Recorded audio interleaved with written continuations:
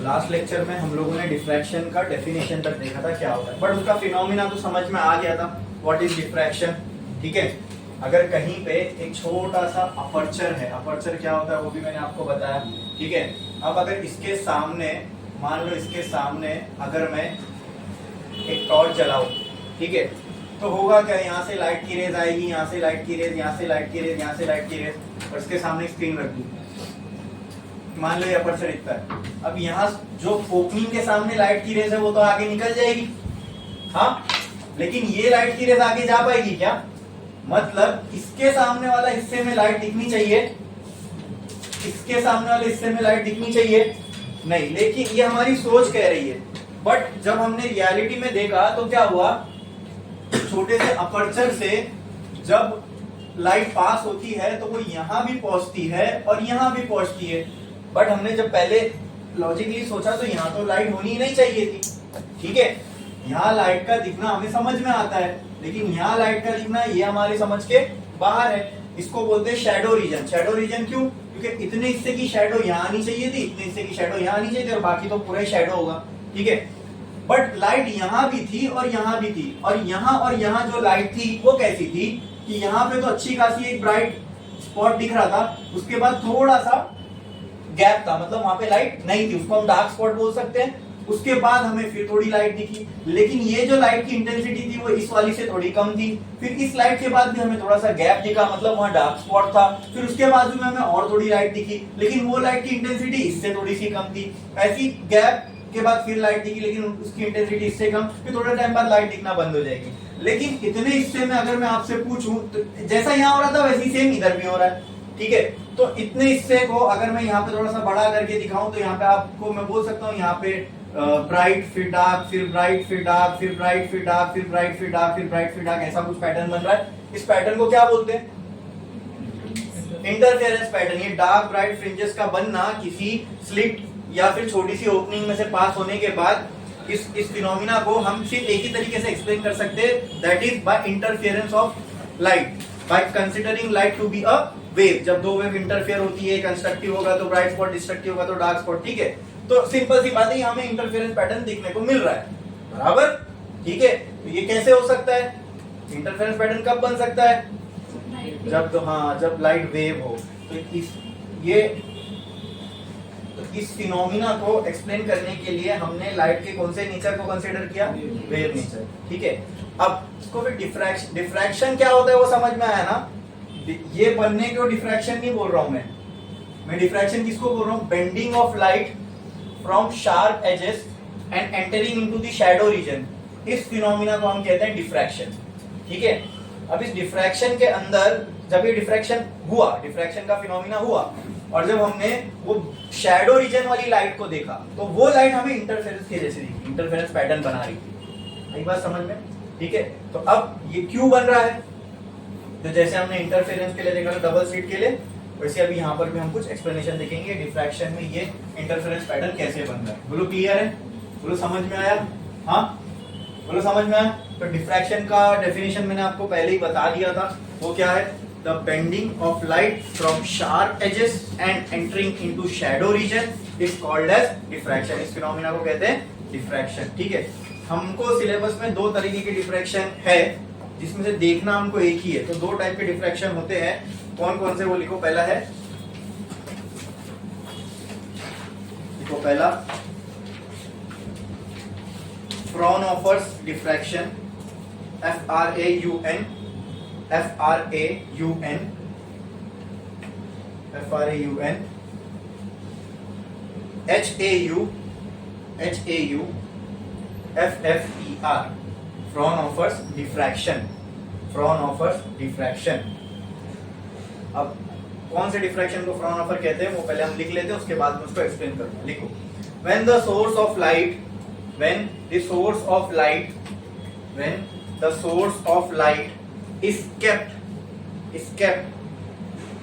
and the source of light is kept very far away from the slit, and the source of light is kept very far away from the slit,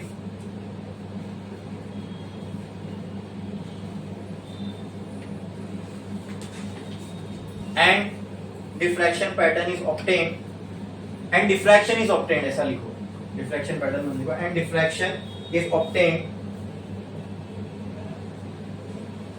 then such a diffraction is called as Fraunhofer's diffraction, and such a diffraction is called as Fraunhofer's diffraction. इसके एक line छोड़ के नीचे note लिखो, note note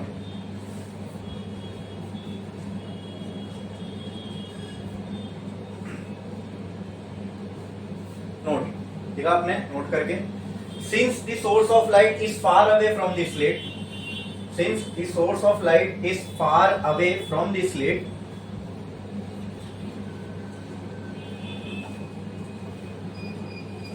far away from the slit, the light rays reaching the slit will be parallel to each other. The light rays reaching the slit will be parallel to each other. Will be parallel to each other. Will be parallel to each other. लिखा आपने इतना? हाँ, फिर से बोलता हूँ. Since the source of light is far away from the slit, the light rays reaching the slit will be parallel to each other. ठीक है आपने इतना? ठीक है. Next type of diffraction. लिखो, एक लाइन छोड़ो, स्टार्ट करो, लिखो दूसरे टाइप का diffraction, that is Fresnel diffraction. FRESNELL. Fresnel diffraction. Fresnel diffraction. Fresnel diffraction. लिखा? लिखा? When source of light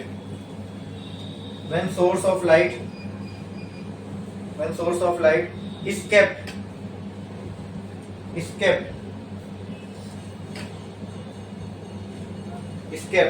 near to slit,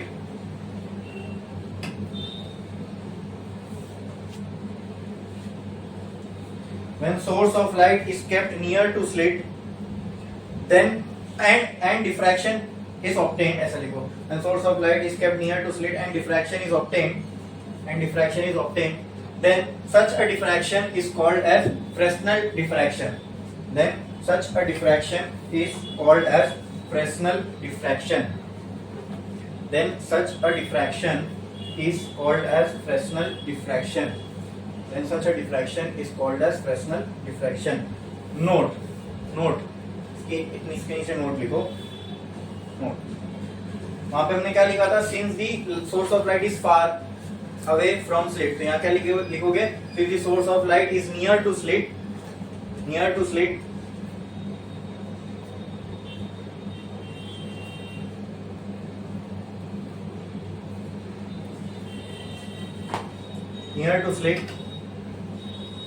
the light rays reaching the slit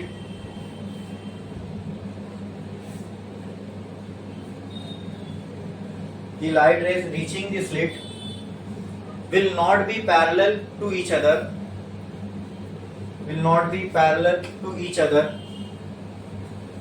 and we get a spherical wavefront,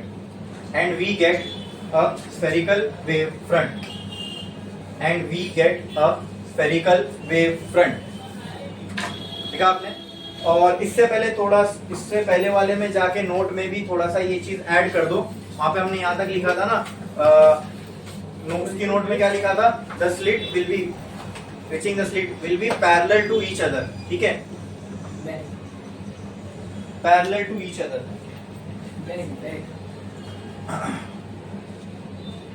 parallel to each other. ठीक है, पढ़ो जरा फिर से, क्या लिखा था आपने? Since the source of light is far away from the slit, the light is reaching the slit will be parallel to each other, and hence we get plane wavefront. ये Fraunhofer's के लिए होगा. ठीक है, Fraunhofer's diffraction के लिए. Hence we get plane wavefront. ठीक है, अब देखो ये दोनों भी समझ लो. हम जो अभी डिफ्रैक्शन फिनोमिना देखने वाले, that is due to single slit. क्योंकि अगर दो स्लिट बना दूं तो वो फिनोमिना तो ऑलरेडी हमने देख चुके हैं डबल स्लिट एक्सपेरिमेंट में. अभी जो डिफ्रैक्शन के अंदर हम फिनोमिना देखेंगे वो ज्यादा बेटर और क्लियर तब होगा जब हम सिंगल स्लिट रखें.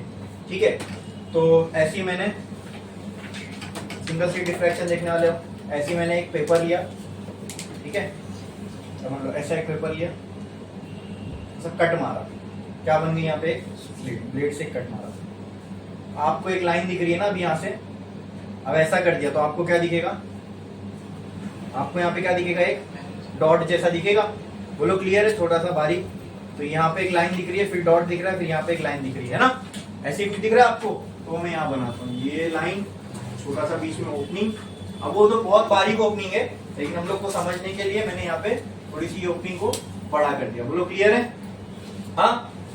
और लेट से ये ओपनिंग की जो ये विड्थ है, इस विड्थ को मैंने नाम दे दिया ए, ठीक है, अपर्चर बोलते हैं ना मतलब छोटे से ओपनिंग को, इसलिए मैंने उसको नाम भी दे दिया ए से इसके डिस्टेंस को रिप्रेजेंट कर दिया, ये डिस्टेंस को, बोलो क्लियर है, चलो बाद में देखते हैं। अगर सोर्स ऑफ लाइट इससे बहुत दूर है, बहुत दूर मतलब इससे अगर 1-2 मीटर भी दूर रहा तो ये स्लिट के सामने वो डिस्टेंस बहुत बड़ा है, ठीक है, स्लिट इतनी सी है कुछ mm की, और उससे अगर आप कुछ मीटर्स पे अगर लाइट का सोर्स रखोगे तो स्लिट के मुकाबले वो सोर्स ऑफ लाइट बहुत ज्यादा है, ठीक है, तो उसके लिए वो इनफाइनाइट जैसा हो गया, तो इसलिए मैं कह रहा हूँ कि अगर फार यहाँ पे कहीं पे एक सोर्स ऑफ लाइट है और यहाँ से लाइट इसके ऊपर जा रही है, तो यहाँ पहुंचते पहुंचते तो लाइट की रेज हम क्या मानते हैं, क्या हो जाएगी, पैरेलल, क्या हो जाएगी, अगर ये मैंने आपको बताया था ना, इनफाइनाइट पे कोई अगर सोर्स रखा है और वहां से अगर अपने पास लाइट आ रही है, तो इनफाइनाइट सोर्स से जब लाइट आती है तो वो रेस कैसी हो जाती है, पैरेलल, कैसे, तो क्या मानते हैं हम लोग, पैरेलल है। हम अगर मान लो अभी मैं यहाँ पे और मेरे तक इनफाइनाइट से कोई लाइट रेस आ रही है, तो मैं कैसे मानूंगा, ये ऐसे ऐसे ऐसे एक दूसरे से वो लाइट की रेस क्या है, पैरेलल है। अगर लाइट की रेस कुछ इस तरीके से जा रही है, मतलब direction of propagation of light rays ऐसा है, तो इनका वेवफ्रंट कैसे बनेगा, वेवफ्रंट की प्रॉपर्टी क्या है, it is perpendicular to direction of propagation of wave, तो ये direction of propagation of wave इससे परपेंडिकुलर ऐसे होगा ना, अरे बोलो, ये बन गया एक प्लेन वेवफ्रंट, ठीक है, तो अगर यहाँ पर लाइट ऐसे पैरेलल पहुंच रही है एक दूसरे से, तो यहाँ जो वेवफ्रंट आएंगे वो कैसे आएंगे, बोलो प्लेन वेवफ्रंट्स आएंगे, मतलब ये स्लिट पे जो वेवफ्रंट्स पहुंचेंगे अकॉर्डिंग टू हाइगन थियरी, वो वेवफ्रंट कैसे होंगे, बोलो प्लेन होंगे, कैसे होंगे, प्लेन होंगे, ठीक है, क्लियर है, क्लियर है। और अब इसके बाद अब ये यहां से निकलेगा, यहाँ स्क्रीन है, तो ये लाइट को इधर नहीं गिरना चाहिए था, लाइट यहाँ भी पहुंची, लाइट को इधर नहीं गिरना चाहिए था, लाइट यहाँ भी पहुंची, तो क्या यहाँ डिफ्रैक्शन हो रहा है, हाँ, तो जब लाइट का सोर्स बहुत दूर है स्लिट से, ठीक है, और तब जो डिफ्रैक्शन फिनोमिना हमें मिलेगा, ऐसे डिफ्रैक्शन फिनोमिना को हमने एक नाम दिया, that is Fraunhofer diffraction. Simple है, दोनों डिफ्रैक्शन में सिर्फ लाइट सोर्स के पोजीशन का फर्क है, अगर लाइट सोर्स स्लिट से बहुत दूर है तो फ्रॉनहोफर डिफ्रैक्शन, अगर लाइट सोर्स स्लिट से बहुत नजदीक है तो फ्रेस्नेल डिफ्रैक्शन, ठीक है। अब सोचो अगर लाइट सोर्स इसके नजदीक होगा तो क्या होगा, अगर मान लो लाइट सोर्स को मैंने यहीं कहीं पे रख दिया, ठीक है, अब ये लाइट पैरेलल थोड़ी ना होगी, अब ये लाइट ऐसी ऐसी ऐसी ऐसी ऐसी कुछ होगी, अब इनसे परपेंडिकुलर जब मैं बनाऊंगा तो ये कुछ ऐसा बनेगा, स्फीयर बनेगा ना, तो स्लिट पे जो वेवफ्रंट पहुंचेंगे दैट विल बी स्फेरिकल,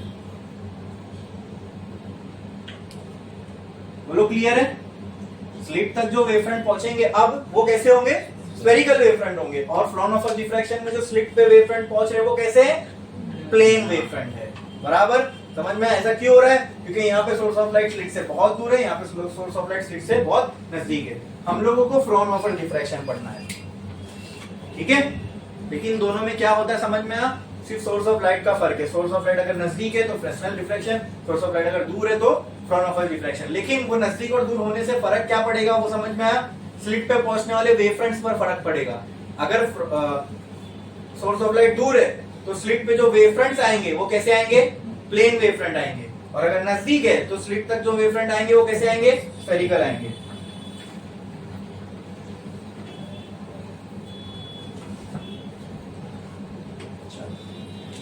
हमें जो डिफ्रैक्शन देखने कौन सा देखना है, सिंगल स्लिट, कौन सा, सिंगल स्लिट, ठीक है, तो मैं बना रहा हूं यहाँ पे ये मैंने एक स्लिट बना ली, ठीक है, एक्चुअल में पता है ना स्लिट कितनी बारीक होगी, कितनी नैरो होगी, हाँ, एक पेपर लो, उस पर एक ब्लेड से कट मारो, वो कट जितना बड़ा होगा उतनी बड़ी ये स्लिट है, हाँ, उसको मैंने ऐसा टेढ़ा कर दिया, बताया ना, ये पेपर था, फिर से ये पेपर था, इस पे मैंने कट मारा, तो अभी आपको साइड से देख रहे हो तो लाइन दिख रही है, मैंने इसको ऐसा कर दिया तो अभी आपको क्या दिखेगा, एक डॉट। मतलब अगर यहाँ पे एक लाइन, बीच में डॉट, फिर नीचे एक लाइन, ऐसा कुछ दिखेगा आपको, तो वही मैंने यहाँ पे बनाया। ठीक है, क्लियर है। अब इसके सामने मैंने एक स्क्रीन रख दी, तो distance between the slit and the screen को मैं बोल रहा हूँ कैपिटल डी है। हाँ, और ये जो स्लिट की ओपनिंग है उसको मैंने नाम दे दिया ए। ठीक है, फिर से ये ए जो है बहुत बहुत बहुत बहुत छोटा है एज कंपेयर टू डी। ठीक है, ये डिस्टेंस के मुकाबले ये इसकी ओपनिंग का डिस्टेंस कुछ भी नहीं है। बोलो क्लियर है। हाँ, अब प्रॉब्लम, अच्छा ये तो समझ में आ गया। मान लो यहाँ से लाइट की रेस पैरेलल आ रही है, हमको तो फ्रंट ऑफ डिफ्रैक्शन देखना है ना, पैरेलल आ रही है। ठीक है, तो यहाँ पे जो वेव फ्रंट पहुंचेंगे वो कैसे पहुंचेंगे, प्लेन वेव फ्रंट। यहाँ पे भी आएगा प्लेन वेव फ्रंट, यहाँ पे भी आएगा एक प्लेन वेव फ्रंट। बोलो क्लियर है। अच्छा ठीक है, अब छोड़ दो इसको। अब मुझे ये बताओ, इतने हिस्से में ये इतने हिस्से में अगर मैं यहाँ से एक स्क्रीन की से अगर मैं सेंट्रल लाइन खींचूं, ठीक है, तो इतना हिस्से में तो पूरा ब्राइट स्पॉट ही रहेगा। देखिए ये बराबर ओपनिंग के सामने है। ठीक है, अपने को मालूम है प्रॉब्लम क्या है कि इसके बाद, हाँ, इसके बाद जो यहाँ पे पैटर्न बन रहा है, इतना हिस्सा तो पूरा ब्राइट ही रहने वाला है। और क्योंकि ये स्क्रीन के सेंटर में बन रहा है, इसलिए हम इसको सेंट्रल ब्राइट भी बोलते हैं। जैसे हमने इंटरफेरेंस में देखा था, सेंटर में जो ब्राइट बन रही थी उसको हमने सेंट्रल ब्राइट बोल दिया। यहाँ पर भी हमें दिख रहा है स्क्रीन के सेंटर में यहाँ से लेके यहाँ तक एक ब्राइट स्पॉट बनेगा, ब्राइट फ्रिंज बनेगी, उसको हमने क्या कह दिया, सेंट्रल ब्राइट। क्या कह दिया। तो मान लो यहाँ से यहाँ पे कहीं पे क्या बन रही है, ये पूरा किसका हिस्सा है, सेंट्रल ब्राइट का। किसका, सेंट्रल ब्राइट का। अब सेंट्रल ब्राइट के दोनों बाजू में जस्ट नेक्स्ट में क्या बनेगा, डार्क। पहला डार्क बनेगा, तो यहाँ पे कहीं पे मैं बोल सकता हूँ फर्स्ट डार्क फ्रिंज बनेगी, और यहाँ कहीं पे मैं बोल सकता हूँ फर्स्ट डार्क फ्रिंज बनेगी। हाँ, फिर उसके बाद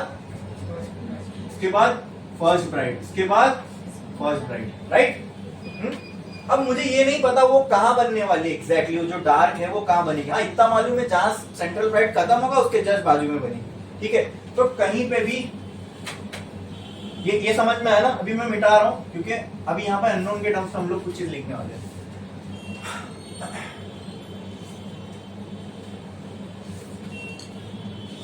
कहीं पे भी मैंने यहाँ पे एक पॉइंट ले लिया, लेट से मुझे वो फर्स्ट डार्क की पोजीशन निकालना है कि वो कहाँ बनेगी।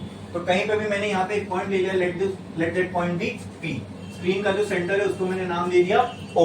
बोलो क्लियर है इतना, इसमें किसी को कोई डाउट है। अच्छा ठीक है, ठीक है, ठीक है। तो अब इस बात पे आते हैं कि यहाँ पे जो हमें दिख रहा था, मैं उसकी बात कर रहा हूं। मैंने कहा ना सेंट्रल ब्राइट के जस्ट बाजू में हमें क्या दिखी, पहली डार्क, फिर ब्राइट, फिर डार्क, फिर ब्राइट। इस पैटर्न को क्या कहते हैं, इंटरफेरेंस पैटर्न। क्या कहते हैं, इंटरफेरेंस पैटर्न बनने के लिए क्या होना जरूरी है, लाइट का वेव होना जरूरी है। और कितनी वेव होंगी तो वो इंटरफेरेंस होगा, 2। ठीक है, तो डबल स्लिट में बड़ा आसान था इसको समझना। क्यों, क्योंकि यहाँ कहीं पे अगर एक पॉइंट है जहाँ पे डार्क फ्रिंज बन रही है, ब्राइट बन रही, जो भी है, तो हमको समझ में आ रहा था इंटरफेरेंस होने के लिए एक वेव यहाँ से आई होगी और एक वेव यहाँ से आई होगी। इसमें कैसा समझोगे, क्योंकि इसमें तो स्लिट एक ही है, वहां तो 2 स्लिट थी, तो लॉजिक ये कह रहा था कि एक वेव एक स्लिट से आई होगी, एक वेव दूसरी स्लिट से आई होगी। यहाँ पे भी तो इंटरफेरेंस पैटर्न बन रहा है ना, और इंटरफेरेंस होने के लिए 2 वेव चाहिए। अब वो, लेकिन स्लिट तो एक ही है, तो एक स्लिट है तो वेव भी कितनी आएगी, एक। तो फिर एक वेव में इंटरफेरेंस थोड़ी होता है, इंटरफेरेंस के लिए तो 2 वेव चाहिए फिर। लेकिन तो ये तो और कॉम्प्लेक्स हो गया।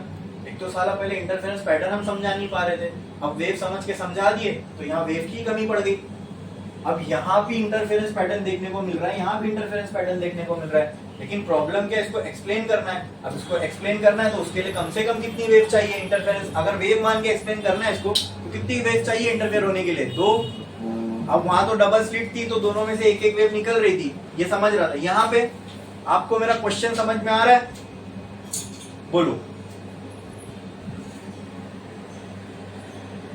तो यहाँ हैंग हो गया थोड़ा दिमाग, कैसा होगा सर, अभी यहाँ तो एक ही स्लिट है तो वेव तो एक ही निकलेगी, एक ही वेव आ सकती है, फिर दूसरी वेव का क्या। नहीं, अगर मैंने ये एक्चुअल में तो स्लिट इतनी सी है ना, लेकिन यहाँ से जब लाइट जा रही है तो पूरे हिस्से में यानी इसके सामने ब्राइट बना।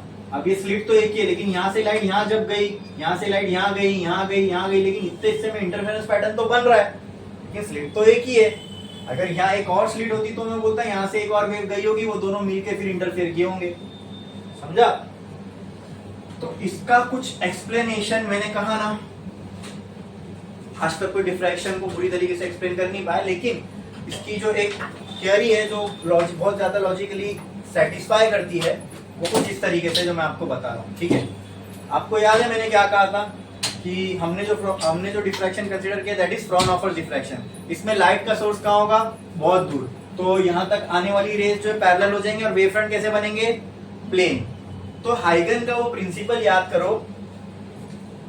क्या ये प्लेन वेव फ्रंट यहाँ पर भी आएगा? बोलो, ये पूरे विड्थ में भी एक प्लेन वेव फ्रंट होगा जब लाइट आएगी तो? ठीक है, अब आप मुझे ये बताओ, ये अगर वेव फ्रंट है, ये अगर एक वेव फ्रंट है, तो वेव फ्रंट के ऊपर हर एक पॉइंट अपने आप में क्या है?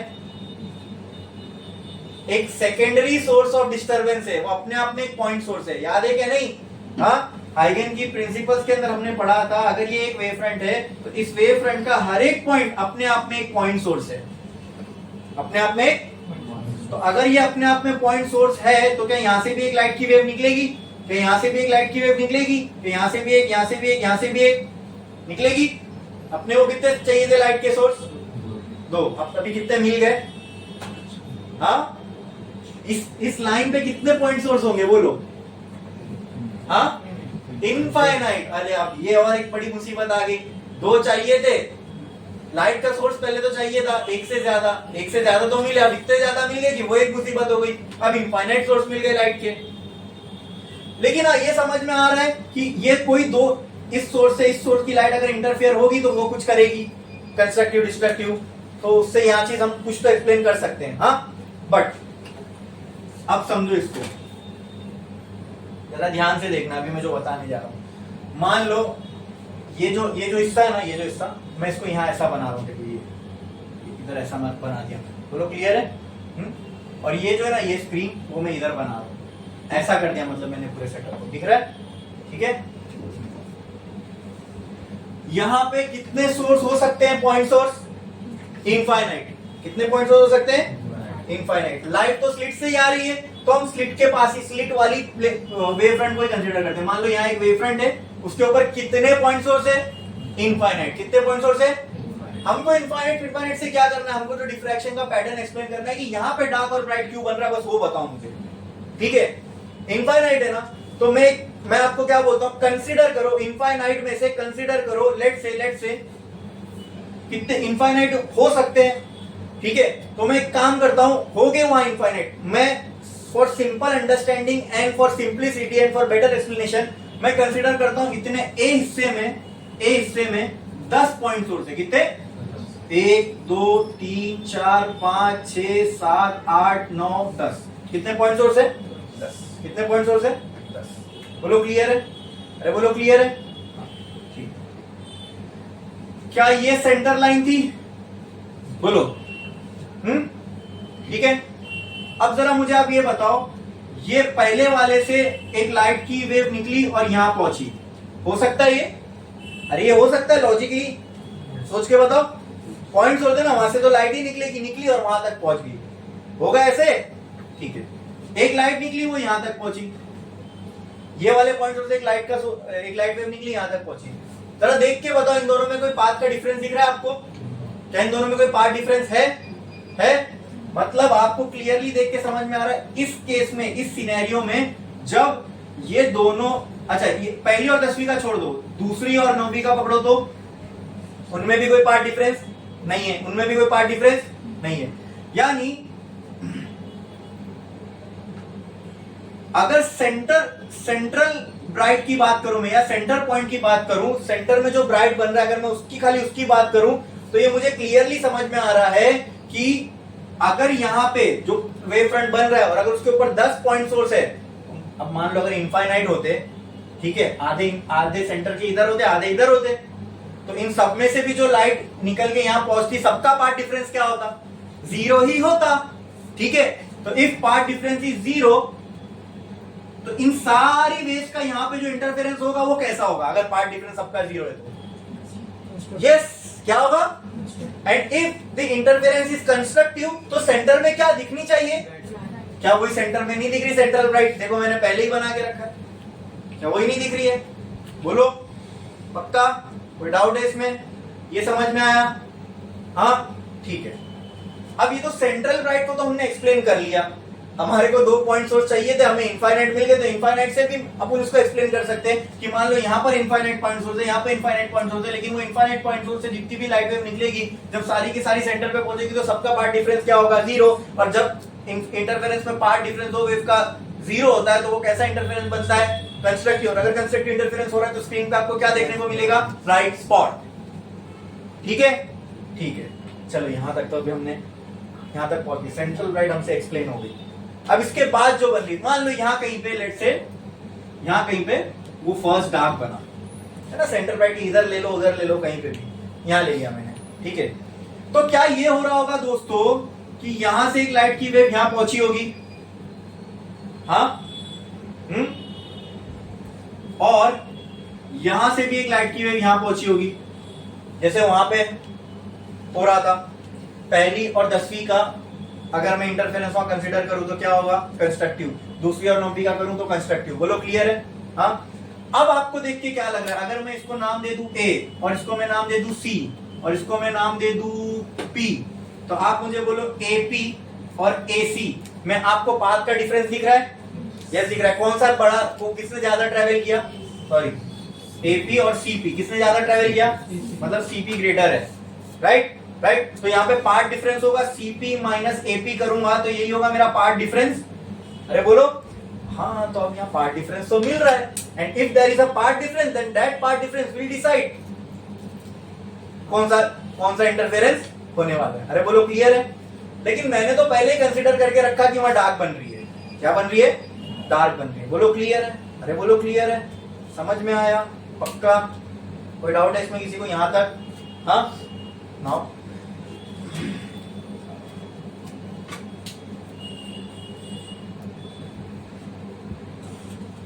यहां से जो पहली वाली वेव और ये 10वीं वाली वेव यहां पहुंची, ठीक है, इनमें पाथ का डिफरेंस है। क्या है? पाथ का डिफरेंस है।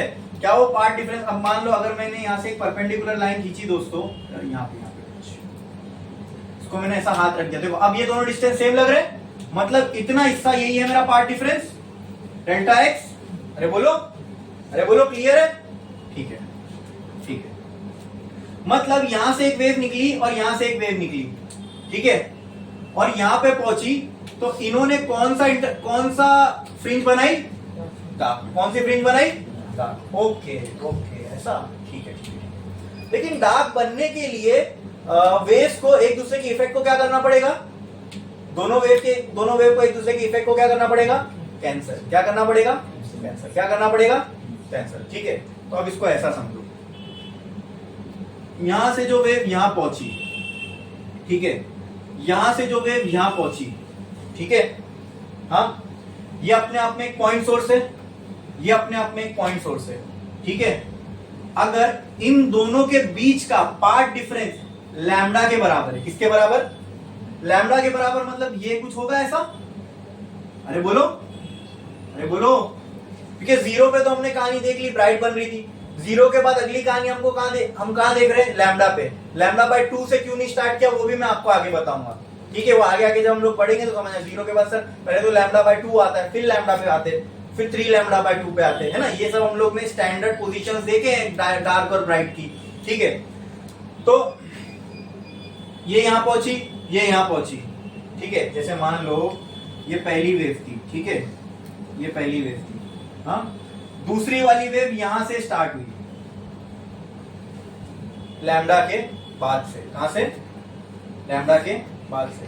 तो इनका ये पार्ट डिफरेंस क्या हो गया? ये इतना पार्ट डिफरेंस हो गया ना, अरे इतना पार्ट डिफरेंस हो गया ना, इतना पार्ट डिफरेंस हो गया, बराबर? क्लियर है? समझ में आया? तो ये पार्ट डिफरेंस किसके बराबर है? लैम्डा के। तो मैं वही कह रहा हूं, यहां से वेव यहां पहुंची, जब तक ये दूसरी वाली यहां पहुंची ये लैम्डा आगे बढ़ चुकी थी। आई बात समझ में? बोलो क्लियर है? ठीक है। लेकिन अगर आपको याद होगा दोस्तों, तो यहां पे भी एक पॉइंट सोर्स है, यहां पे भी एक पॉइंट सोर्स है, यहां पे भी एक पॉइंट सोर्स है, यहां पे भी एक पॉइंट सोर्स है, यहां पे भी एक पॉइंट सोर्स है, यहां पे भी एक पॉइंट सोर्स है, यहां पे भी एक पॉइंट सोर्स है। दिख रहा है? पहला वाला जो पॉइंट सोर्स है उसका एम्पलीट्यूड क्या है? पॉजिटिव है। उसका डिस्प्लेसमेंट क्या है? पॉजिटिव है। अरे बोलो। ये अब अपने आप में एक एक पॉइंट सोर्स है ना, ये समझे? ये पूरा अक्खा एक पॉइंट सोर्स नहीं मान रहा हूं मैं, इसमें बहुत सारे पॉइंट सोर्स है, ऐसा कंसीडर कर रहा हूं मैं। यहां पे मुझे क्या एक्सप्लेन करना है? डार्क। क्या एक्सप्लेन करना है? डार्क स्पॉट का बनना, राइट? ठीक है। मुझे आप बताओ, यहाँ पे जो पहला वाला पॉइंट सोर्स है इसका डिस्प्लेसमेंट कैसा हो रहा है? y पॉजिटिव में, y1 पॉजिटिव, ठीक है। क्या इतना ही सेम टू सेम छठे वाले का नहीं हो रहा इधर पे? तो ये क्या हो गया? Minus y1 negative. अगर मैं बोलूं इन्होंने नेट इफेक्ट क्या प्रोड्यूस किया, तो क्योंकि मैग्नीट्यूड वाइज तो दोनों सेम है लेकिन डायरेक्शन में ऑपोजिट है। अच्छा, दूसरे और सातवें के बारे में आपकी क्या राय है? अगर मैं इसको y2 नाम दे दूं प्लस और इसको y2 नाम दे दूं माइनस, तो इनके बारे में आपकी क्या राय है? दोनों डिस्प्लेसमेंट वाइज सेम होंगे लेकिन डायरेक्शन एक का पॉजिटिव एक का नेट इफेक्ट बताओ। अरे ओके, देन आपकी तीसरी और आठवीं के बारे में क्या राय है?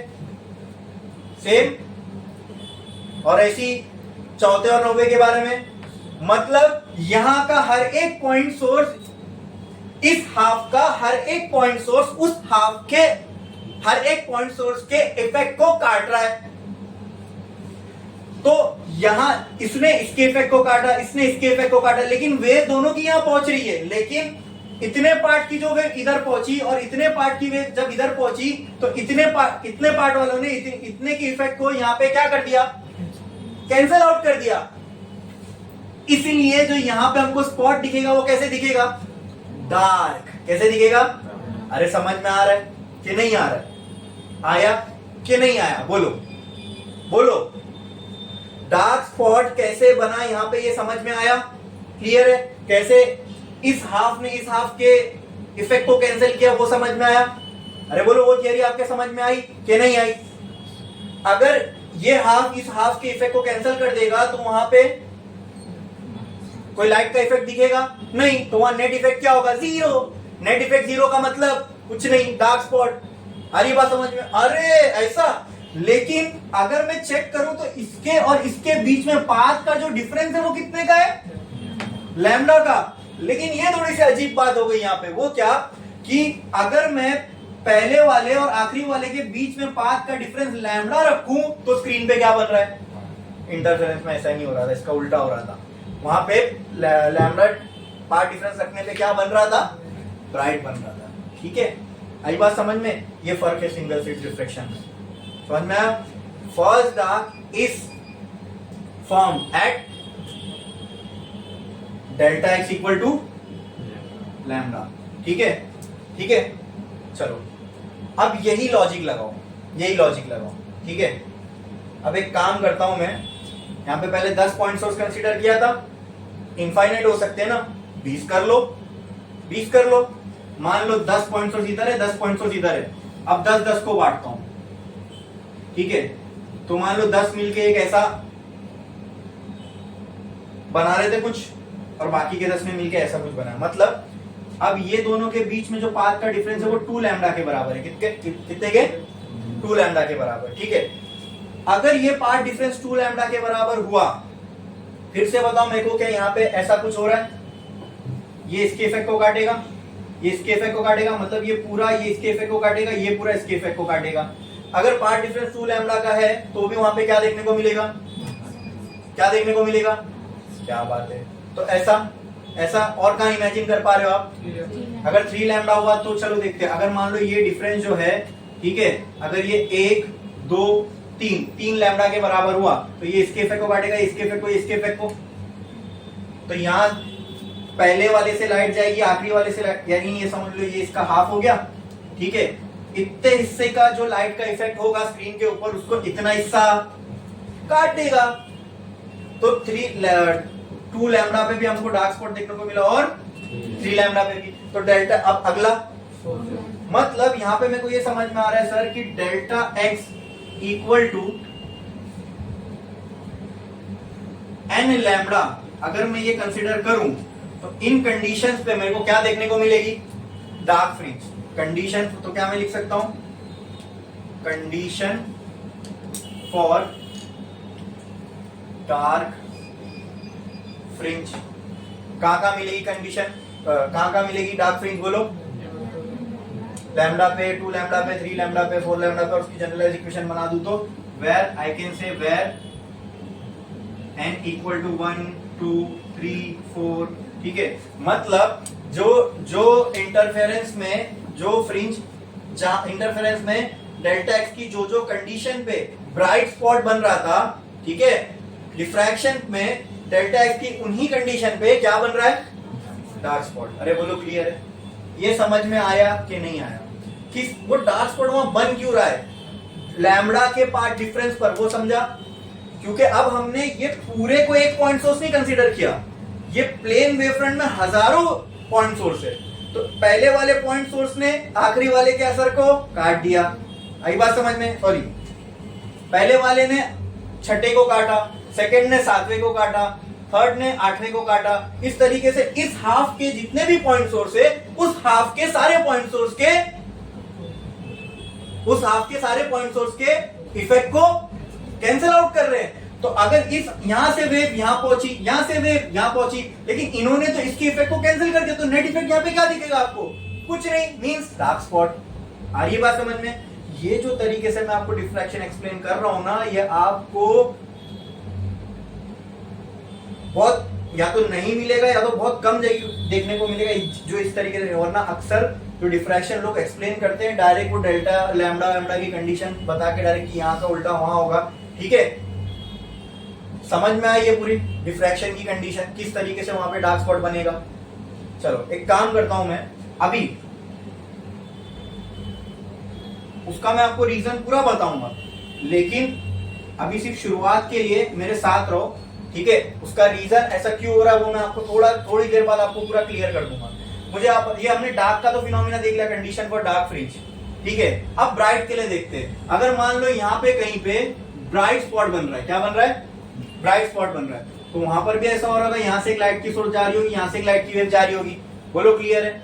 अब मान लेते हैं कि यहां से यहां के बीच का, यानी इन दोनों वेव के बीच का जो पार्ट डिफरेंस है वो कुछ ऐसा है। तो बताओ ये पार्ट डिफरेंस कितना हुआ, कितना, लैम्डा बाय 2। ये इतना पार्ट कितना क्या होता है, लैम्डा बाय 2। ये कितना होता है, ये कितना होता है, तो टोटल कितना हो गया, 3 लैम्डा बाय 2। अच्छा मुझे आप बताओ, यहां पे भी पॉइंट सोर्स है, यहां पे भी पॉइंट सोर्स है, यहां पे भी पॉइंट सोर्स है, यहां वाले पॉइंट सोर्स के इफेक्ट को ये वाले पॉइंट सोर्स ने काट दिया। अरे बोलो क्लियर है, लेकिन ये बच गया। दिख रहा है आपको, अरे दिख रहा है कि नहीं दिख रहा है, अरे बोलो, अरे बोलो, पक्का समझ रहे कि नहीं समझ रहे, अरे बोलो, समझा कि नहीं समझा।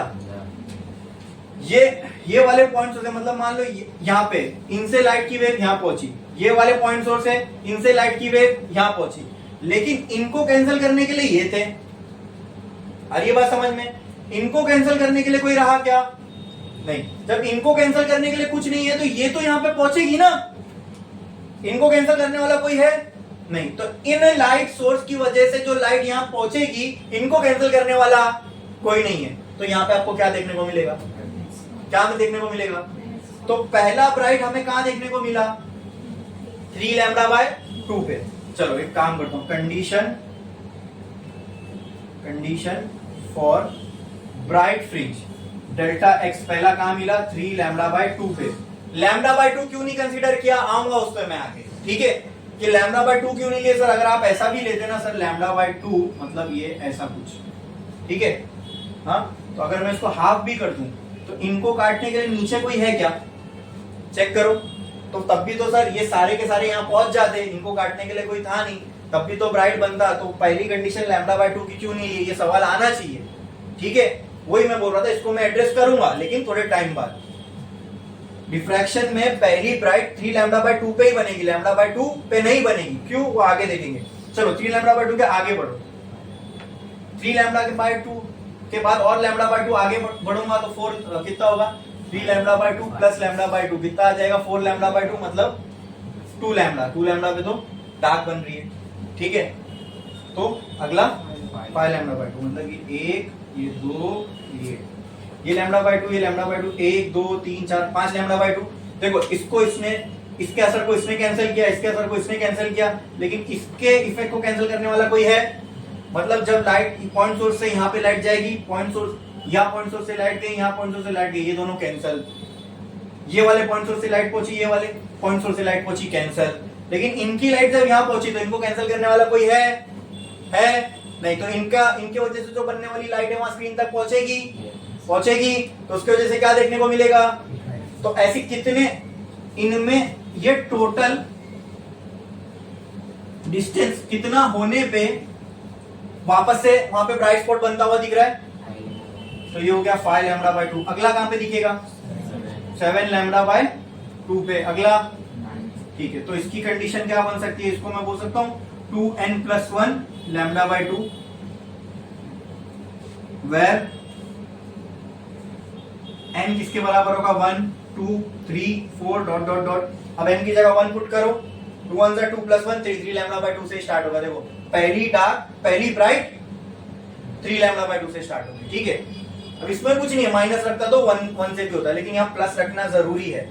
डिफ्रैक्शन में ब्राइट फ्रिंज की कंडीशन में यहाँ प्लस ही आएगा ऑड को रिप्रेजेंट करने। क्यों, माइनस नहीं ला सकता मैं, यहाँ माइनस डालूंगा तो यहाँ लैम्डा बाय 2 से स्टार्ट होगा, लेकिन ये लैम्डा बाय 2 से स्टार्ट हो रहा है क्या, नहीं, 3 लैम्डा बाय 2 से स्टार्ट हो रहा है, इसलिए यहाँ पे प्लस रखना जरूरी है, ठीक है। ऑड को हम दो तरीके से रिप्रेजेंट करते हैं, माइनस भी डालता तो भी लैम्डा बाय 2 के बाजू में ऑड आता, हमको दिख रहा है ना, लैम्डा बाय 2 के ऑड मल्टीपल में ही ब्राइट फ्रिंज बन रही है। माइनस डालता तो भी ऑड आता, लेकिन यहाँ माइनस स्ट्रिक्टली नहीं डाल सकते। क्यों, क्योंकि 1 लैम्डा बाय 2 की यहाँ कंडीशन ही नहीं है। डिफ्रैक्शन के ब्राइट फ्रिंज के अंदर लैम्डा बाय 2 वाली कंडीशन है ही नहीं, तो यहाँ 1 आए ऐसा हो ही नहीं सकता। पहले ही ब्राइट कहां से चालू हो रही है, 3 लैम्डा बाय 2 से। बोलो क्लियर है, समझ में आया, बढ़ू आगे, ठीक है, ये क्लियर है पक्का। तो एक काम करो, अभी फिलहाल नीचे एक लाइन छोड़ो, स्टार डालो, हेडिंग लगाओ, conditions for bright and dark fringes, conditions for bright and dark fringes in single slit diffraction. सुनो, मैं यहाँ पे जो आपको अभी एक्सप्लेन किया ना वो लिखवा नहीं सकता, ठीक है, वो पूरा ग्रंथ बन जाएगा। तो अगर आपको वो एक्सप्लेनेशन देखना है तो आप ये वीडियो ओपन करके देख लेना। मैं जो अभी आपको बुक में लिखाने वाला हूँ वो डायरेक्ट ये कंडीशन लिखाने वाला हूँ, ब्राइट की क्या होगी, डार्क की क्या होगी, उसके पीछे का एक्सप्लेनेशन मैंने आपको दे दिया। ये लेक्चर में बैठने का फायदा है, ठीक है। तो लाइन बनाओ, लिखो conditions for bright fringe, conditions for dark fringe, conditions for bright fringe, conditions for dark fringe, ठीक है। स्टार डालो, पहले लिखो path difference delta x, path difference delta x, फिर नीचे लिखो डेल्टा एक्स ब्राइट के नीचे ये आएगी ब्राइट के नीचे पार्ट डिफरेंस डेल्टा एक्स, ठीक है। उसके नीचे लिखो delta x equal to 3 lambda 5 lambda, फिर ये जनरल इक्वेशन लिखो।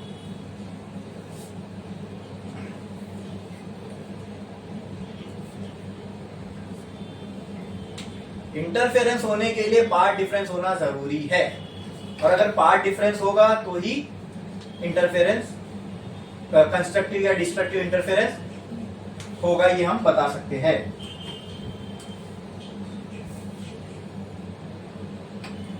लिख लिए,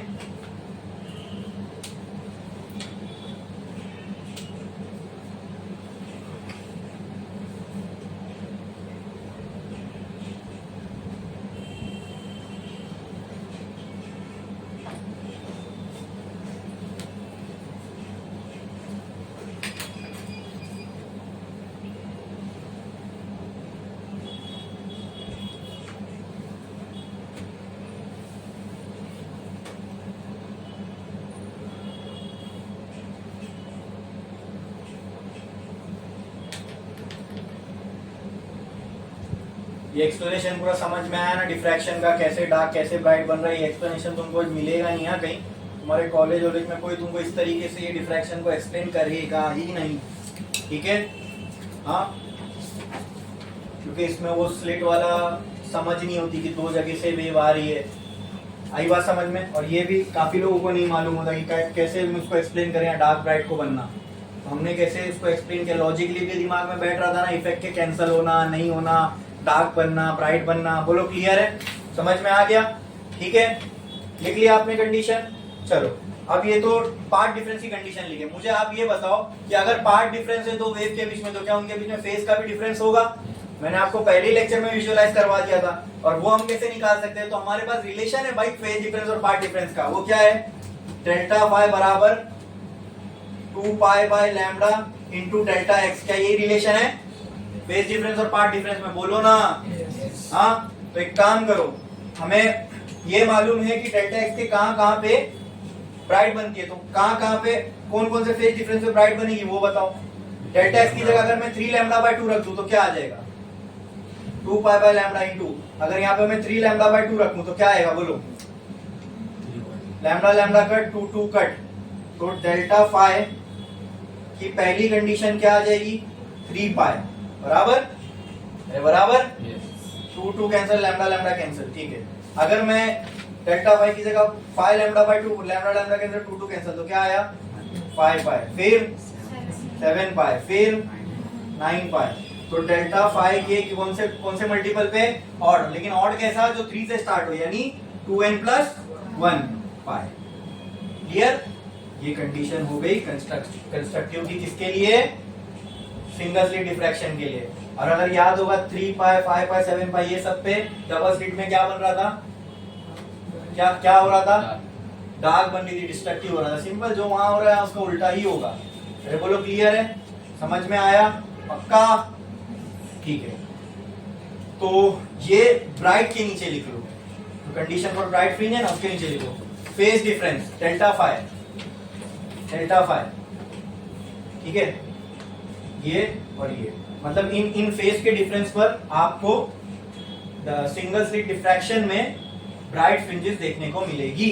लिखो, ये लिखने की जरूरत नहीं है, ये हमने ऑलरेडी लिख चुके हैं। ये सब तो मैंने कैलकुलेशन किया। ये लिखो, ये ठीक है, ये हमारे काम है।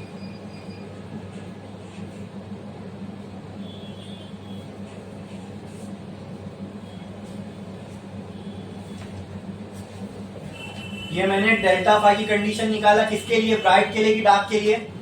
मतलब अगर फेज का डिफरेंस 3 5 पाई 7 पाई के बराबर होगा तो वहां स्क्रीन पे अपने को क्या देखने को मिलेगा? राइट। अब डार्क के लिए देख ले। चलो डार्क के लिए देखते हैं।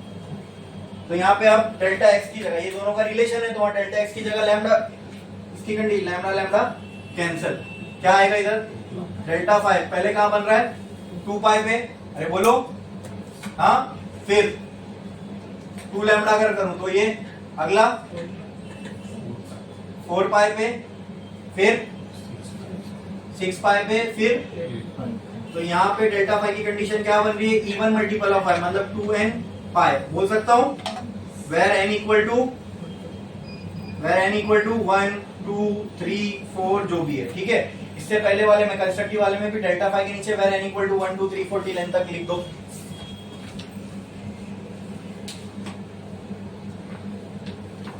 लिखो,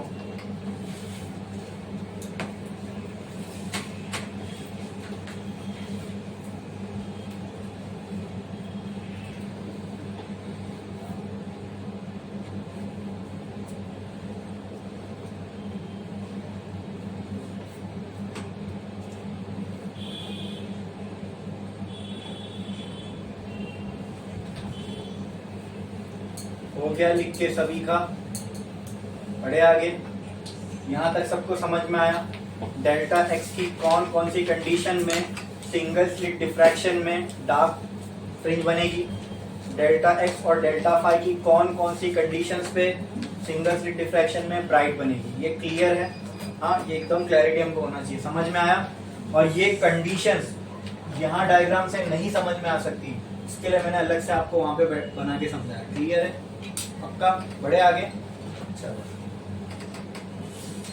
अब ये सब हमें कंडीशन मालूम पड़ गई। अब जैसा हमने डबल स्लिट एक्सपेरिमेंट के अंदर पोजीशंस निकाली थी डार्क और ब्राइट की, मतलब सेंट्रल ब्राइट से कितने दूर पे पहली डार्क होगी पहली ब्राइट होगी, समझे ना, पोजीशन देखे थे हमने, वही सेम डेरिवेशन अभी हमें डिफ्रैक्शन के लिए करना। आओ देखते हैं।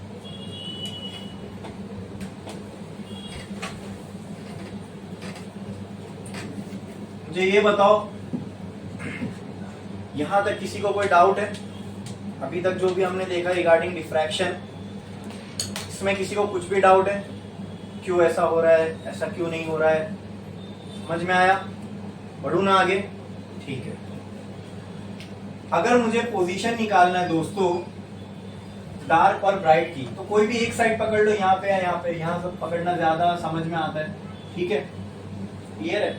यहाँ पे मैंने एक पॉइंट ले लिया, क्या मैं ये डिस्टेंस मेजर करूंगा तो वही मुझे पोजीशन के बारे में बताएगा, सेंट्रल ब्राइट से जो भी फ्रिंज होगी, तो क्या मैं इसको y नाम दे दूं, चलेगा? y को वेरी करूंगा तो मुझे डार्क ब्राइट मिलती जाएगी।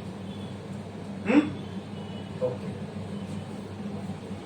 तो मैं एक काम करता हूं, यहां से पहला वाला पॉइंट सोर्स, यहां से आखिरी वाला पॉइंट सोर्स और थोड़ा ऊपर बना लेता हूँ, चलो यहाँ कहीं पर बना लेता हूँ पॉइंट, ठीक है? ये डिस्टेंस हो गया मेरा y, क्लियर है? यहाँ से एक लाइट की सोर्स यहाँ पहुंची, यहाँ से लाइट की एक सोर्स यहाँ पहुंची, उन्होंने बताया अब यहाँ करोड़ होगी, वो सब वहां पहुंचेंगे, ठीक है? लेकिन अगर ये पूरे का इन सब के बीच में अगर डिफरेंस लैम्डा का है, ये पहली और ये टोटल डिस्टेंस जो अगर ये लैम्डा का है, तो क्या होगा? लैम्डा का होने से ये वाले को ये वाला काटेगा, इसके बाद वाले को इसके बाद वाला, और यहाँ वाले को यहाँ वाला, ठीक है? तो वहां क्या बनेगा? तो हमें पहला डार्क स्पॉट देखना है कहां बनेगा, ठीक है? फिर पहला ब्राइट, फिर सेकंड डार्क, सेकंड ब्राइट, यही तो है ना पोजीशन। कहां से? सेंट्रल ब्राइट से। कहां से? तो आप मुझे ये बताओ, आपको ये क्लियरली समझ, इसको मैंने नाम दे दिया A और इसको मैंने नाम दे दिया C, और ये कौन सा पॉइंट है? P, ठीक है? आपको ये देख के क्या समझ में आ रहा है, कौन सी वेव ने ज्यादा ट्रेवल किया होगा? AP ने, बराबर? CP ने, मतलब CP ने ज्यादा ट्रेवल किया, AP ने कम ट्रेवल किया, मतलब इनके बीच में पाथ का डिफरेंस है, पाथ डिफरेंस है, तो वहां कोई ना कोई इंटरफेरेंस जरूर हो रहा होगा, ठीक है? तो क्या वो पाथ डिफरेंस दोस्तों यही है? चेक करो, हाँ, उसको मैं नाम देता हूं D।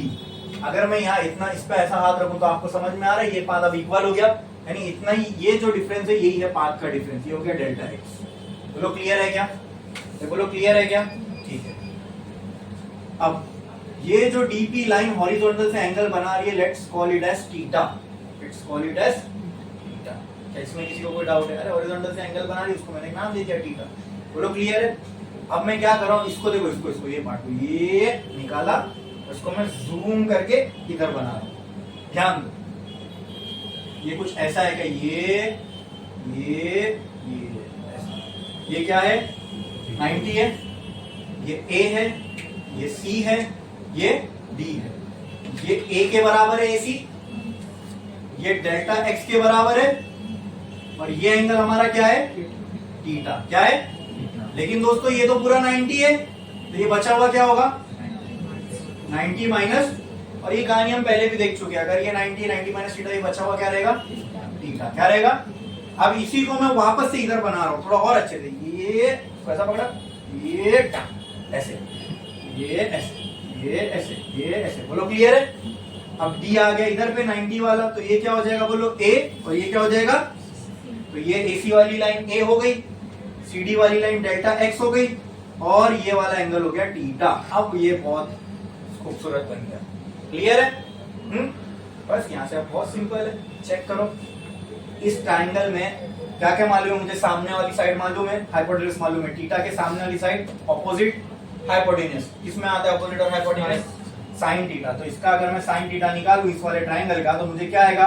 Delta x by a, delta x by a, ठीक है? तो उस हिसाब से मुझे डेल्टा x क्या मिलेगा? बोलो, यहाँ पे मैं इसको लिख लेता हूँ, उस हिसाब से मुझे डेल्टा x क्या आया? Delta x equal to a sine theta. आ गई मुझे डेल्टा x की इक्वेशन।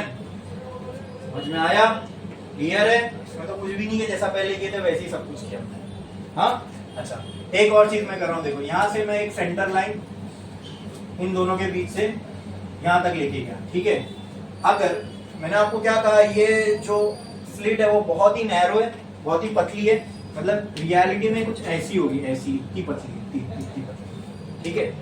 तो लगभग ये वाली नीचे वाली लाइन हॉरिजॉन्टल से जितना एंगल बना रही है, क्या लगभग ये ऊपर वाली लाइन भी उतना ही एंगल बना रही है? मैं ऊपर की भी नहीं, मैं बीच वाली लाइन की बात कर रहा हूं। देखो इन दोनों की बीच वाली लाइन की बात कर रहा हूं, तो वो तो नियरली इतना ही एंगल बना रही होगी जितनी नीचे वाली ने बनाया है। ये कंसिडरेशन मैं क्यों ले रहा हूं बोलो? Because the three lines are very close to each other. ये स्लिट बहुत ज्यादा नैरो है, तो I can consider this that जितना एंगल ये नीचे वाली लाइन हॉरिजॉन्टल से बना रही है, उतना ही एंगल ये वाली लाइन भी हॉरिजॉन्टल से बना रही होगी। क्या ये कंसिडरेशन आपके समझ में आया? बोलोगे कि नहीं आया? कोई डाउट है इसमें? बढ़ू ना आगे? ठीक है। अब आपको एक और ट्राइंगल दिख रहा होगा दोस्तों, मैं यहां पे इसको एक नाम दे देता हूं, let's call it as L, point L, LOP एक ट्राइंगल दिख रहा है, ठीक है। यहां पे बनाता हूं इन ट्राइंगल LOP। देखो ये ट्राइंगल कुछ ऐसा है, चेक करो। ये एंगल क्या है? थीटा। ये एंगल क्या है? 90। ये y, ये कैपिटल, ठीक है। तो ऑपोजिट और एडजेसेंट मालूम है, तो कौन सी थीटा में ऑपोजिट और एडजेसेंट आता है? tan theta is equals to opposite upon adjacent, ठीक है। ये हो गई मेरी equation 1। Let's call this as equation 2, ठीक है। बोलो क्लियर है? हाँ। अब ये जो एंगल थीटा है हॉरिजॉन्टल से इनका, ये बहुत स्मॉल है। क्या है? एंड फॉर स्मॉल, अगर ये थीटा की वैल्यू साइन में और tan में बहुत स्मॉल है, तो I can equate these two, ठीक है। If theta is very small, then we can write sin theta is nearly equal to tan theta। बोलो क्लियर है? Therefore I can write delta x is equal to a tan theta। अरे बोलो हाँ। और tan theta की value क्या आई मुझे? y by d। ऊपर की इक्वेशन से आई, इसको मैंने दे दिया था इक्वेशन 2। यहाँ पे मैं लिख देता हूं फ्रॉम 1 and 2। क्लियर है? हाँ कि ना? ये पहली इक्वेशन से, ये दूसरी इक्वेशन से। बोलो फ्रॉम 1 and 2 दोनों को मिक्स किया, तो मैंने देखा मैं साइन थीटा की जगह tan थीटा लिख देता हूँ, लिख सकता हूँ, लिखा। फिर tan थीटा की जो वैल्यू आई थी वो मैंने यहाँ पे पुट कर दिया। बोलो क्लियर है? अरे बोलो समझ में आई? हाँ। मुझे डेल्टा एक्स की कंडीशन आ गई, उसके बाद अब मुझे पोजीशन निकालना। पोजीशन मुझे कौन देगा? y देगा। तो एक काम करता हूँ, मैं y के टर्म्स में इक्वेशन को लिख लेता हूँ, delta x into capital D divided by a, divided by a। पिछली बार भी हमने ऐसे ही किया था, बस मैंने y की इक्वेशन, y को अलग करके नहीं लिखा था, उसी में डालते जा रहा था, ठीक है। अब स्टार्ट करो पोजीशन निकालना। y की इक्वेशन आ गई, y वेरी करोगे तो ही डार्क ब्राइट मिलती जाएगी। स्टार्ट करो, पहले सेंट्रल ब्राइट से शुरू करो, सेंट्रल ब्राइट से शुरू करो। पोजीशन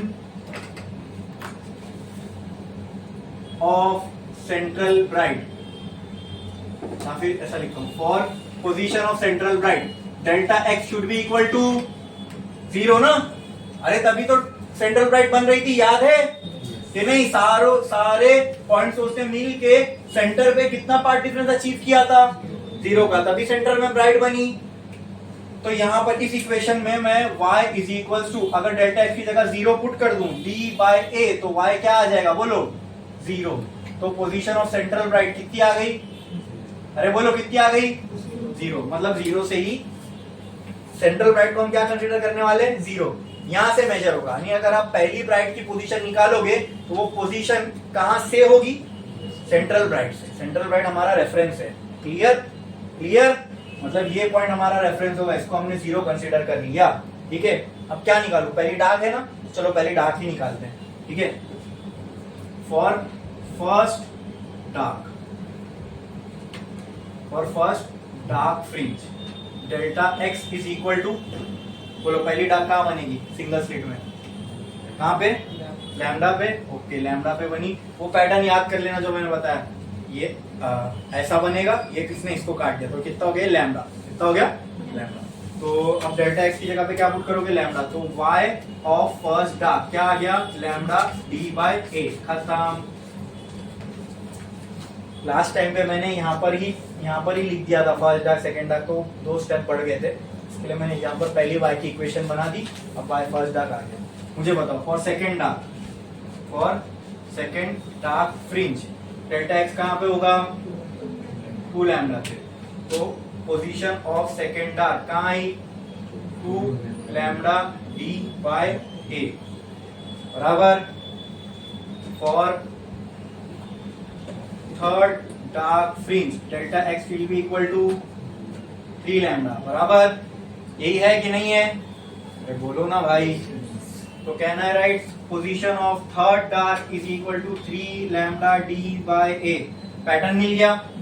जनरलाइज इक्वेशन बना सकते हैं हम पोजीशन ऑफ डार्क फ्रिंज के लिए, कैसे बना सकते हैं y of nth dark will be equal to n times of lambda d by a, बोलो क्लियर है। where n will be equal to 1 2 3 4, जितनी भी डार्क की आपको पोजीशन चाहिए वो नंबर यहाँ पे खाली पुट कर दो, इस नंबर को यहाँ प्लग इन कर दो, आपको डायरेक्ट वो उतनी डार्क की आपको पोजीशन मिल जाएगी। मान लो मुझे 13th डार्क फ्रिज की पोजीशन निकालना है, तो क्या होगी वो 13 लैम्डा डी बाय स्मॉल ए, खत्म। क्लियर, ठीक है। ये तो सिर्फ अपने डार्क के लिए देखा, चलिए छापो, उसके बाद हम ब्राइट के लिए भी देखेंगे।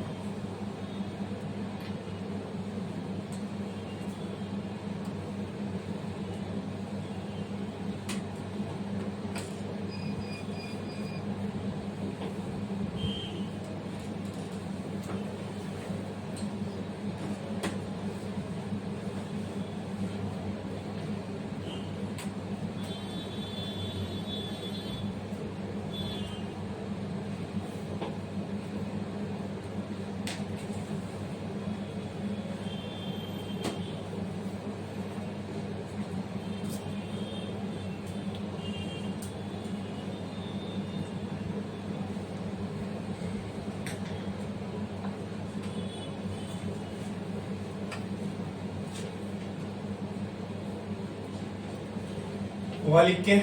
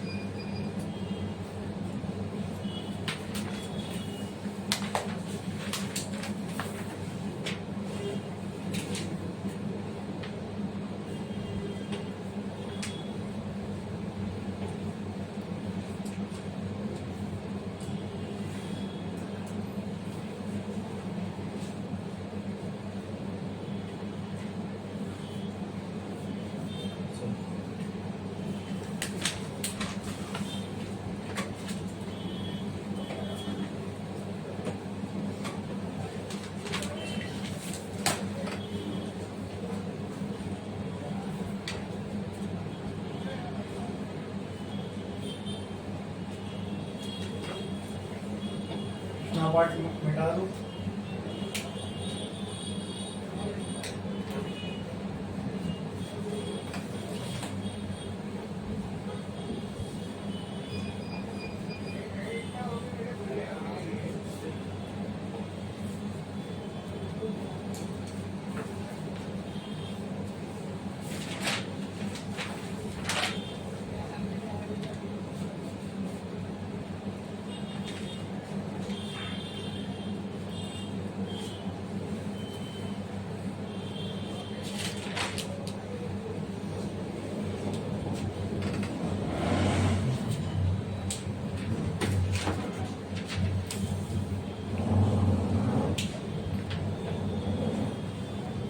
तो दोस्तों अभी हमने डार्क फ्रिंज की पोजीशन का जनरल फॉर्मूला निकाल लिया। अब किसके लिए जाएंगे? ब्राइट। किसके लिए? For first bright fringe delta x is equal to 3 lambda by 2 बराबर है y का फॉर्मूला उठाओ। इसमें डेल्टा एक्स की जगह क्या पुट कर दो? 3 लैम्डा बाय 2। बचेगा क्या? d by a। तो कहना है y first bright is equals to 3 lambda d by 2a। Clear है? कोई डाउट है इसमें? चेक करो, समझ में आया? आगे बढ़ू? ठीक है। मुझे बताओ for second bright fringe delta x की क्या कंडीशन होगी दोस्तों? 5 लैम्डा बाय 2। तो उसमें डायरेक्ट आप बता दो मुझे क्या आएगी? Second bright 5 lambda d by 2a। 3a किसको लगा? फिर for third bright fringe delta x की क्या कंडीशन होगी बोलो? 7 लैम्डा बाय 2। तो पोजीशन ऑफ थर्ड ब्राइट किसके बराबर आएगा? 7 lambda d by 2a। Clear है? तो यहां से आपको पैटर्न मिल गया। आप जनरलाइज फॉर्मूला निकाल सकते हो। nth ब्राइट अगर निकालना है तो कितना आएगा? 2n plus 1 lambda d by 2a।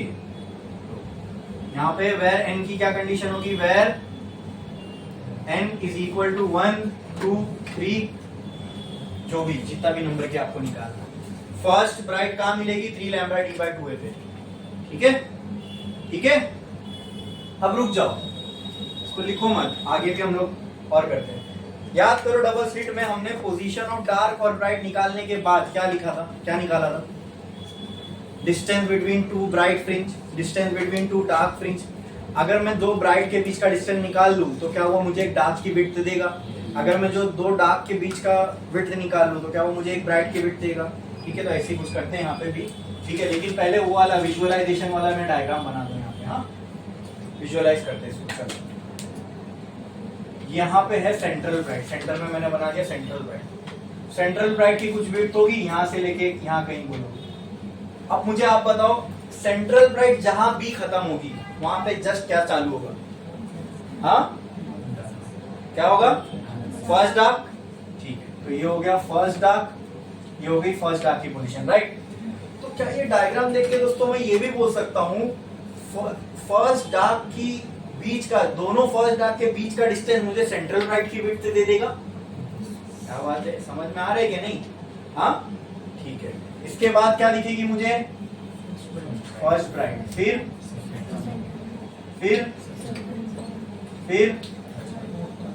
यहाँ पे थर्ड डार्क। ठीक है, फिर यहाँ पे नहीं, फर्स्ट ब्राइट ना, फिर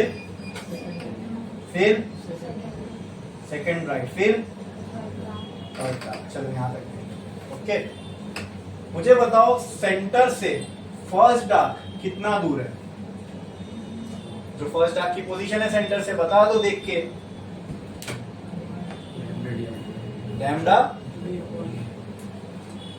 lambda d by A. Clear?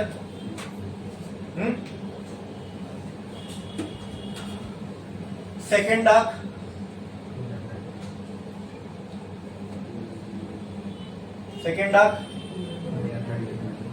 कितना? 3 lambda d by A, 2 lambda 2 lambda क्या है, 2 लैम्डा डी बाय ए। ठीक है, ब्राइट की देखते हैं। फर्स्ट ब्राइट का जो डिस्टेंस है वो 3 लैम्डा डी लैम्डा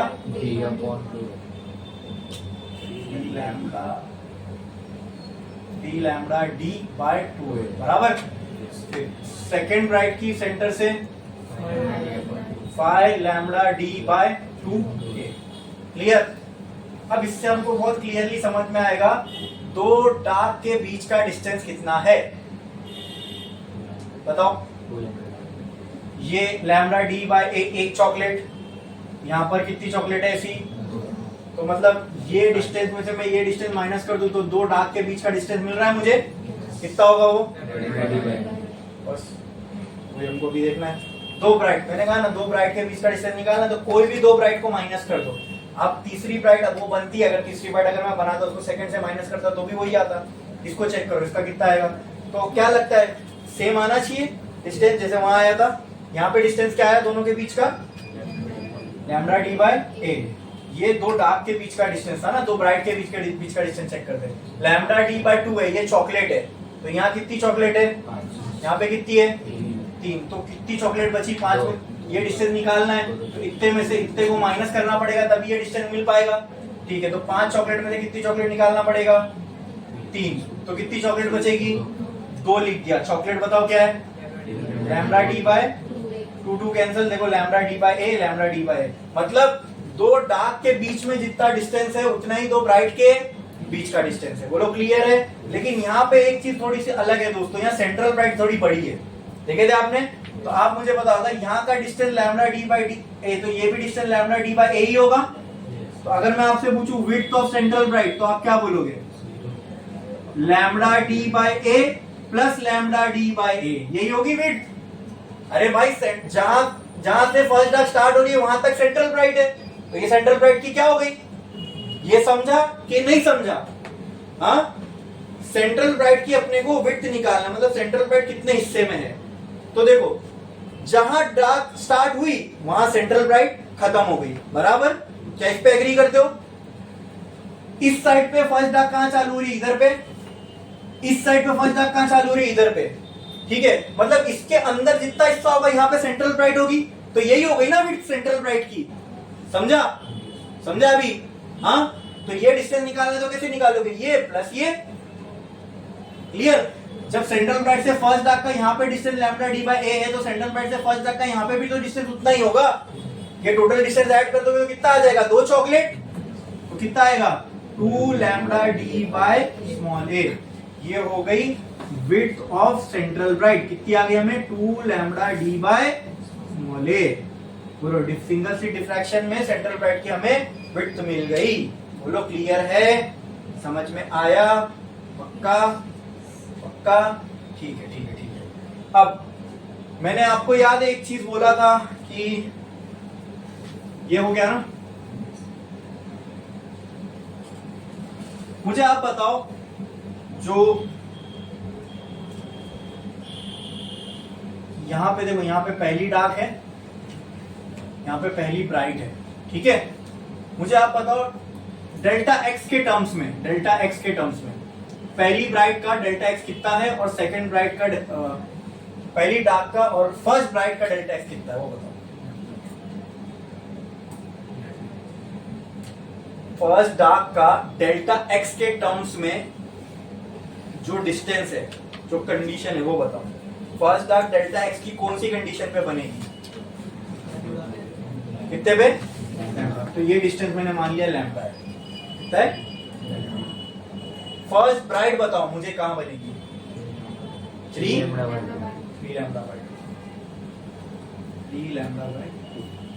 ठीक है, मुझे आप ये कंफर्म बताओ, फर्स्ट डार्क मैं तभी बना सकता हूं जब सेंट्रल ब्राइट खत्म होगी। क्या इसमें किसी को कोई डाउट है। फर्स्ट डार्क मैं तभी बना सकता हूं जब सेंट्रल ब्राइट खत्म होगी। सेंट्रल ब्राइट कहां खत्म हो रही है, इधर पे यहीं पे क्या शुरू होगी? तो अगर यहाँ फर्स्ट डार्क है तो जाहिर सी बात है फर्स्ट ब्राइट इसके बाद ही होगी, इसके पहले हो सकती है क्या? क्योंकि ब्राइट सेंट्रल ब्राइट के जस्ट बाजू में पहली डार्क है, समझा कि नहीं? किसको ऐसा लग रहा है सेंट्रल ब्राइट के जस्ट बाजू में पहली ब्राइट होनी चाहिए? अरे भाई सेंट्रल ब्राइट के बाजू में ब्राइट रहेगी तो उसको फिर अलग से क्यों बोलेंगे? वो सेंट्रल ब्राइट में ही आ जाएगी ना, समझ रहे ना ये लॉजिकली? सेंट्रल ब्राइट के जस्ट बाजू में क्या रहेगी? First dark. पहली डार्क मिल गई, हाँ अब इसके बाद जो ब्राइट रहेगी वो कौन सी रहेगी? First dark. ठीक है, क्लियर है? डार्क बोला मैंने, फिर से सेंट्रल ब्राइट जहां खत्म हुई वहीं पे पहली क्या रहेगी?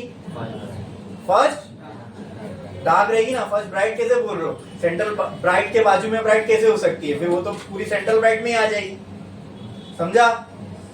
सेंट्रल ब्राइट जहां खत्म हुई उसके बाद जस्ट हमको क्या मिलेगा? फर्स्ट डार्क के बाद जो ब्राइट मिलेगी वो कौन सी रहेगी? First bright. क्या रहेगी? ये क्लियर है? ये क्लियर है? अच्छा चेक करो। तो आप ये एग्री करते हो सर फर्स्ट ब्राइट हमें फर्स्ट डार्क के बाद ही मिलेगी, पहले नहीं मिल सकती, क्योंकि उसके पहले जितना हिस्सा है वो सेंट्रल ब्राइट का है। तो किसका है? फर्स्ट ब्राइट हमें कब मिलेगी? फर्स्ट डार्क के। फर्स्ट डार्क के, ठीक है। मुझे बताओ लैम्डा बड़ा है कि लैम्डा बाय 2 बड़ा है? लैम्डा बड़ा है कि लैम्डा बाय 2 बड़ा है? Lambda is greater. जब लैम्डा पे ही फर्स्ट ब्राइट बन रही है तो लैम्डा बाय 2 पे सॉरी जब लैम्डा पे ही फर्स्ट डार्क बन रही है, समझे मेरी बात? जब लैम्डा पे ही फर्स्ट डार्क बन रही है और हमने ये एग्री किया कि पहली ब्राइट फर्स्ट डार्क के बाद ही बन सकती है, ये समझ रहा है कि नहीं समझ रहा है? बोलो, समझा कि नहीं? क्या कहा मैंने? पहली डार्क लैम्डा पे बन रही है, ठीक है, और हमने एग्री किया कि पहली ब्राइट पहले डार्क के बाद बनेगी, बाद बनेगी, बराबर बराबर, मतलब लैम्डा के बाद ही बनेगी। लैम्डा के बाद बनेगी, लैम्डा के बाद बनेगी, ये क्लियर है? ठीक है। और मुझे आपको ये समझाना था कि मैंने कंडीशन में लैम्डा बाय 2 क्यों नहीं लिया, क्योंकि वही बात है कि पहली ब्राइट लैम्डा बाय 2 पे बन ही नहीं सकती, क्योंकि पहली ब्राइट तो पहली डार्क के, और पहला डार्क ही लैम्डा पे, तो उससे कम पे थोड़ी ना बन सकती है। समझा कि नहीं समझा? इसलिए मैंने कहा था थोड़ा रुक जाओ, जब ये एक्सप्लेन करूंगा तो ऑटोमेटिकली समझ में आ जाएगा। पहली डार्क कितने पे बनी? लैम्डा पे। लैम्डा से पीछे हुआ तो लैम्डा बाय 2 मिलेगा ना भाई। लैम्डा बाय 2 लैम्डा से कम है, मतलब इससे मुझे पीछे आना पड़ेगा, लेकिन पीछे आके देखूं तो यहाँ पे क्या है? सेंट्रल ब्राइट है। समझ में आ? फर्स्ट ब्राइट की उपाधि, फर्स्ट ब्राइट का नेम हम कब देते हैं? जब वो हमें सेंट्रल ब्राइट के बाद जो भी ब्राइट बनेगी उसको हम फर्स्ट ब्राइट बोलेंगे, राइट? वो तो फर्स्ट डार्क के बाद ही बनेगी। सेंट्रल ब्राइट के बाद पहली डार्क बनी, पहली डार्क के बाद पहली ब्राइट, लेकिन भाई पहली डार्क ही लैम्डा पे बन रही है, उससे कम करूंगा तब लैम्डा बाय 2 मिलेगा। तो ये कंडीशन कभी सेटिस्फाई हो ही नहीं सकती फर्स्ट ब्राइट के लिए। आई बात समझ में? ठीक है, फर्स्ट ब्राइट को फर्स्ट डार्क के बाद बनना है, फर्स्ट डार्क ही लैम्डा पे बन रहा है, तो फर्स्ट ब्राइट लैम्डा से बड़ी ही होगी, लैम्डा से छोटी नहीं हो सकती। बोलो क्लियर है? अरे बोलो क्लियर है? इसलिए हमने देखा ना 3/2 लैम्डा है, इसको डिवाइड करोगे तो ये 1.5 लैम्डा आता है, लैम्डा से बड़ा है ना, लैम्डा से बड़ा है ना। हाँ, लैम्डा बाय 2 क्यों नहीं आ सकता? क्योंकि लैम्डा बाय 2 सिंपल, अगर ये लैम्डा तो लैम्डा बाय 2 यहां कहीं होगा, चेक करो, लैम्डा बाय 2 यहां कहीं होगा। अरे लेकिन इतने हिस्से में तो हम पहले ही मान चुके क्या है, इसलिए वहां फर्स्ट ब्राइट नहीं हो सकती। इसलिए मैंने कहा था कि डबल स्लिट में जो फर्स्ट ब्राइट की कंडीशन है वो कहां से शुरू होगी? 3 लैम्डा बाय 2 से। अब समझ में आया क्यों वो लैम्डा बाय 2 से नहीं शुरू हुई? क्योंकि जब मैं वो समझाता हूं तो कभी कभी बच्चों के दिमाग में ये लॉजिक निकलता है कि सर आपने ये बोले ये ऐसा बना तो इसने इसके असर को काट दिया, इसको काटने वाला कोई नहीं था, तो आप कह रहे हो 3 लैम्डा बाय 2 पे ब्राइट बनेगी। तो बच्चे बोलते हैं कि सर अगर मैं ऐसा कंसीडर करूं तो इसको भी तो काटने वाला कोई नहीं है, ठीक है, और ये डिस्टेंस कितना माना जाएगा वेव के टर्म्स में, लैम्डा बाय 2 का।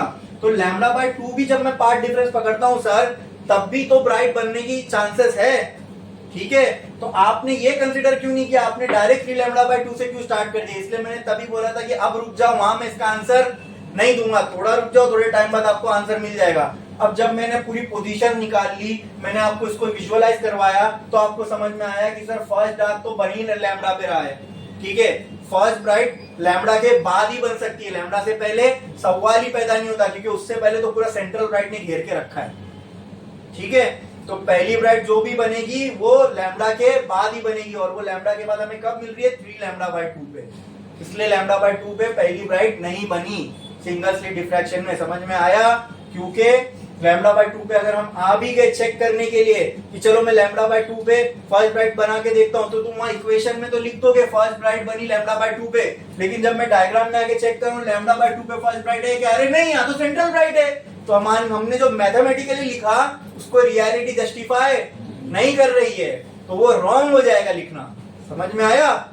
ठीक है, तो अब समझा क्यों हमने 3 लैम्डा बाय 2 पे पहली ब्राइट ली। लैम्डा बाय 2 पे भी वो कंडीशन दिमाग कहता है हो रही है सेटिस्फाई, तो लॉजिकली तो हो रही है सेटिस्फाई, लेकिन रियलिटी में नहीं हो रहा है, क्योंकि अगर मैं लैम्डा बाय 2 पे आके यहाँ पे अगर फर्स्ट ब्राइट बनाने चाहूं, कोई मतलब ही नहीं बनता है फर्स्ट ब्राइट बनाने का, क्योंकि वहां ऑलरेडी सेंट्रल ब्राइट है। समझे? क्लियर हो गया ये? हाँ, अगर किसी के दिमाग में वो डाउट आया भी होगा तो यहाँ पे वो क्लियर हो गया, समझे? जो भी अभी तक मैंने बताया इसमें किसी को और कोई डाउट है? विड्थ ऑफ सेंट्रल ब्राइट भी हमने निकाल ली, ठीक है, वो लिखा आपने? हाँ, नहीं लिखा है, ठीक है, तो उसके ऊपर हेडिंग डाल देना पोजीशन ऑफ, या फिर वैसे लिख दो for first bright, second bright, third bright, फिर एन ब्राइट के लिए लिखते जाओ, जल्दी लिखो जल्दी।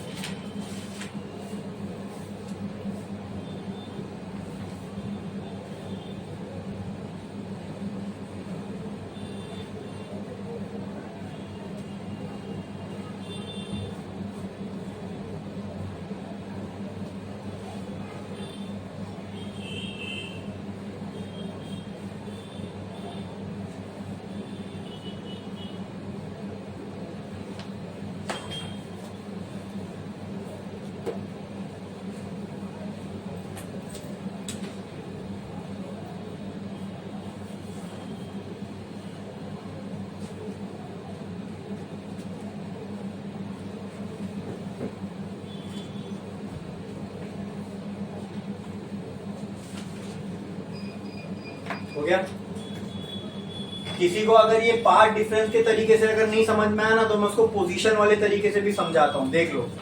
पोजीशन के फॉर्मूले से समझाता हूं, y equal to delta x, bright के लिए क्या था,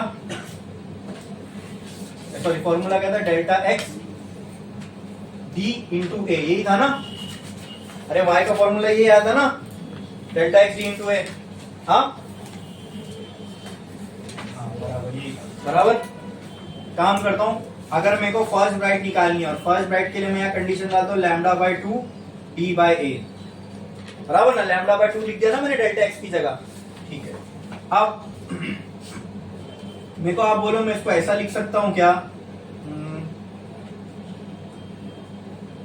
first bright equal to lambda d by a into 1 by 2। हाँ, यानी मैंने क्या किया, लैम्डा बाय डी का, लैम्डा डी बाय ए का क्या कर दिया, हाफ। क्या कर दिया? अरे अगर मान लो इसको मैं ऐसा बोलता, अगर इसकी वैल्यू होती 4, इसको मल्टीप्लाई करता 1 बाय 2 से, तो ये वैल्यू क्या हो जाती, हाफ ही हो जाती ना, 2 1 सा 2 2 सा। मतलब अगर मैं यहाँ पे डेल्टा एक्स की जगह लैम्डा बाय 2 रखता हूं, तो मुझे वाई बी की फाइनल वैल्यू क्या मिलेगी, ये मिलेगी। मतलब इस पूरे का आधा, इस पूरे का, यानी वो फर्स्ट ब्राइट की पोजीशन यहाँ यही होगी ना, यहाँ कहीं यहाँ हो सकती है क्या फर्स्ट ब्राइट? चेक करो, मैं पोजीशन के टर्म्स में भी चेक करवा के आपको बता रहा हूं, समझा कि नहीं समझा? अरे पोजीशन के टर्म्स में भी जो मैंने करके बताया वो समझा क्या? हाँ, पहली डाक हमें लैम्डा डी बाई ए पे मिल रहा है, अगर मैं पहली ब्राइट के लिए लैम्डा बाई 2 लिख दूं यहाँ पे, तो वो कहां पे आती है? लैम्डा बाई डी के आधे पे। लैम्डा बाई डी का आधा मतलब यहाँ कहीं होगा। अब मैं यहाँ पे आके चेक कर रहा हूँ फर्स्ट ब्राइट किधर है, किधर है? अरे मुझे फर्स्ट ब्राइट तो दिख ही नहीं रही। क्यों नहीं दिख रही? क्योंकि वहां सेंट्रल ब्राइट है। समझ में आया? क्लियर है? इसलिए y delta x equal to lambda by 2, ये कंडीशन कभी फर्स्ट ब्राइट के लिए सेटिस्फाई हो ही नहीं सकती फॉर सिंगल स्लिट डिफ्रैक्शन। समझा कि नहीं समझा? बोलो, कोई डाउट है इसमें किसी को? यहां तक सबको सब चीज समझ में आई? ये जो भी चीजें मैंने अभी आपको बताया ना, ये थोड़े कॉम्प्लेक्स डाउट है। अक्सर किसी किसी को तो कोई तो सोचता ही नहीं इस बारे में, लेकिन जो सोचता है मैं मानता हूं उसने अच्छा दिमाग लगाया इसके पीछे। ठीक है, तो अगर वैसे कोई डाउट हो भी किसी के दिमाग में आए होंगे तो वो भी मैंने क्लियर कर दिया। बोलो क्लियर है? अभी हमने पोजीशंस ऑफ डार्क फ्रिंज निकाली, पोजीशन ऑफ ब्राइट फ्रिंज निकाली। इसके बाद हमने क्या देखा था? For in double slit width of distance between two consecutive dark, distance between two consecutive bright. दो डार्क के बीच का डिस्टेंस हमें ब्राइट की विड्थ देगा, एक ब्राइट फ्रिंज की, और दो ब्राइट के बीच का डिस्टेंस हमें एक डार्क फ्रिंज की विड्थ देगा। बराबर? वो निकालना है, वो हम देखेंगे लेकिन एक ब्रेक के बाद।